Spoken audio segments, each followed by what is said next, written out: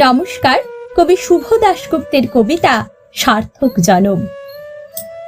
যে ছেলেটা চায়ের দোকানের এঁটো কাপ ধুচ্ছে রাস্তার ধারে, তাকে ডাকুন।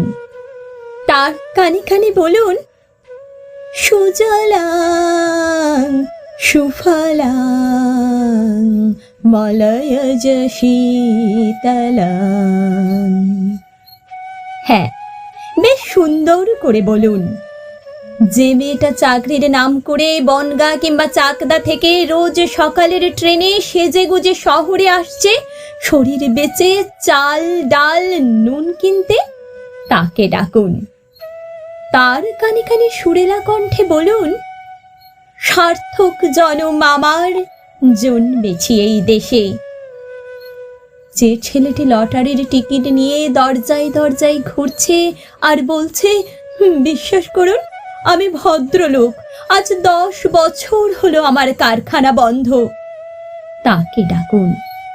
তার কানে কানে বলুন, বলো বলো বলো সবে, শত বীণা বেণু রবে, ভারত আবার জগত সভায় শ্রেষ্ঠ আসন লবে।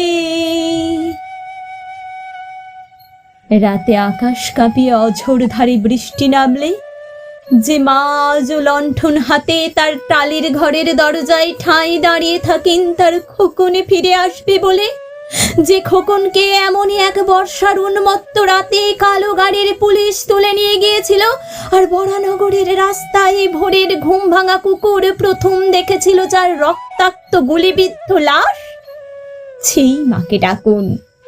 তার কানে কানে বলুন, হাম বুলবুল হে সিকি ये गुलिस्ता हमारा हमारा सारे जहां से अच्छा, हिंदुस्तान हमारा हमारा सारे जहां से अच्छा। সবাইকে সবকিছু বলা শেষ হলে শুনশান শীতের রাতে 5 মাথার মোড়ে ঘোড়ায় চড়ে বসা সেই মহাবিপ্লবীর পায়ের সামনে ধীরে ধীরে এগিয়ে যান।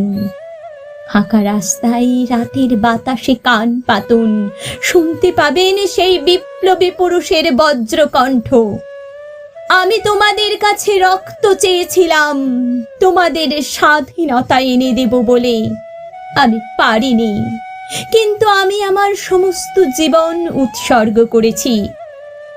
আর তোমরা তোমরা